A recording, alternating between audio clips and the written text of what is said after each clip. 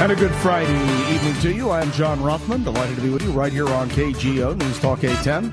Welcome to the second hour of the program. Well, of course, we are shifting topics in this hour. And what we're going to deal with in this hour is a very important topic to me. And let me explain to you why this weekend has particular significance for me. It's Easter weekend. It'll be Easter Sunday in just a couple of days. And I used to spend my Easter Sundays with my college girlfriend, Sherry. And on Easter, I would go to her home for Easter Sunday. Sherry lived in Southern California. In fact, we spent a lot of time at Disneyland. She was in the Tomorrowland chorus. And I would come and sit in the front row looking up at her adoringly.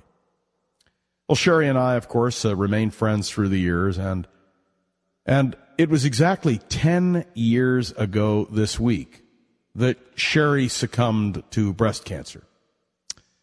It was a sad day for me, only because of all of the wonderful memories and because I know how hard she fought to live. I was in Disneyland a few weeks ago and standing in line doing a little pin trading, and I had the pleasure of meeting Andrea Schneider. Andrea is a breast cancer survivor, and she has written one of the best books that I have read on the subject of breast cancer, You Are Not Alone, Life After a Breast Cancer Diagnosis. And while Sherry succumbed, Andrea lived, and I wanted her to join me tonight here on KGO. First, because I wanted to remember Sherry. Second, because, as I've been announcing all week, the 10th annual Mills Peninsula Women's Luncheon, which is raising money for breast cancer research. We'll plug that in a little bit. But, Andrea, welcome to KGO. Thank you, John. All right. Rather than my telling your story, I want you to tell your story. How did you discover you had breast cancer? Tell us the story. Well, I was in my 20s, and I was actually in law school here in San Diego, and I felt this lump in my breast, and I went to the doctor, and she basically said, it's probably nothing. We can't really give you a mammogram. You're too young. Stop drinking caffeine. And at the time, I really couldn't. And after I needed the caffeine to stay awake, because law journals aren't really that exciting, truthfully. And so I stopped drinking caffeine after I took the bar exam. And then in my 30s, I'd had my first child, and I felt something again in my right breast. Went to the doctor, and she felt something too. We'll feel it for a while. We'll see what's going on. And I decided to have a biopsy. And it came back something called atypical cells. And I didn't really understand what that meant, and she didn't really tell me. And she said, it's fine, just keep going with what you're doing. And so that's what I did. And then at 40, I had another child. And again, I felt something again in my right breast. And went to the doctor. And by this time, I'd actually had a few biopsies because whatever it was just kept coming back. And different times it was just something benign or just scar tissue. So this time I had it again. And they couldn't give me a mammogram because I was still nursing my baby. And went and had an ultrasound. They said everything's okay. Went to an acupuncturist. She said everything's fine. But in the back of my head, I kept saying, I'm not so sure about this. The only way you really know for sure is to have a biopsy. So I had a biopsy, and the doctor called me a couple days later to tell me it was something called ductal carcinoma in situ.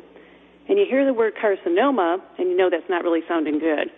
So, okay, what do we do about that? She says, well, it's really early stage, but we didn't get a clean margin, so I need to go back in and take out some more. Didn't know what clean margin meant, but what that meant is there wasn't enough clean tissue around the cancer that they felt they needed to take out more tissue to examine it. So I went back in 2 days later. They removed more tissue, and they found more cancer. Early stage, but now I became something called multifocal ductal carcinoma in situ. And in layman's terms, what that means is basically early-stage breast cancer found in more than one place and still in the duct of the breast. So that's basically how I got diagnosed. Okay, you get a diagnosis. You have 2 children. You're in your 40s.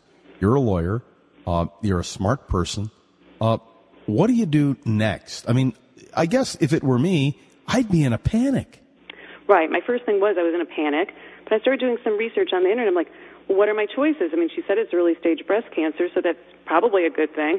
But I was shocked to find out that my choices were basically radiation followed by tamoxifen or mastectomy. And I was thinking, this can't be the case. I mean, early stage breast cancer, I was expecting they'd say take a pill for 6 weeks or something very easy, and it wasn't really turning out that way.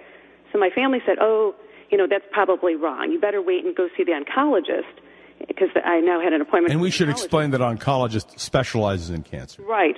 So now the fact that I'm going to see an oncologist, I'm thinking that's not sounding great either. So went to see the oncologist, and sure enough, those were the choices. And it was just shocking. 8080810 is the number right here on KGO. Andrea Schneider's book, You Are Not Alone, Life After a Breast Cancer Diagnosis, is available at Amazon.com. We're going to continue our discussion. If you have had an encounter with breast cancer, I want to hear about it. What you're going to hear from Andrea is what she decided to do and the result of what she did in terms of her life. We'll talk about that with Andrea Schneider as we talk tonight about a scourge in the society, breast cancer. Let me remind everybody, nobody talked about breast cancer until Betty Ford was First Lady and had to have a double mastectomy. And then Happy Rockefeller, the wife of the vice president, the same thing. And all of a sudden, you could talk about it. And we're talking about it right here on the John Rothmann program on KGO.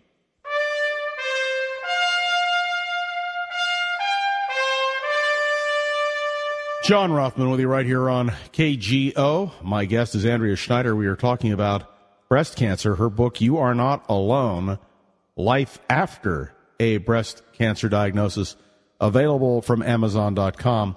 Let me ask you this question, Andrea. You had the diagnosis. How did you decide what to do next, and what are the consequences?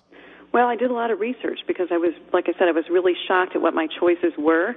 And on paper, radiation and tamoxifen didn't sound bad, but I started talking to other women who had gone through them, and I realized they don't sound so great after all.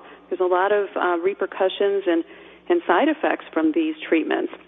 And you really have to weigh out what are those side effects when you're deciding what treatment to take. Now, what did you ultimately decide to do? I ultimately decided to have a double mastectomy with reconstruction. Okay. How did your family react to that? How did your husband react? He was fine with it. I mean, in all honesty, his view was, this is really early-stage breast cancer. Maybe you should just do nothing. And if it were him, that's probably what he would have done. But I'm not that type of person.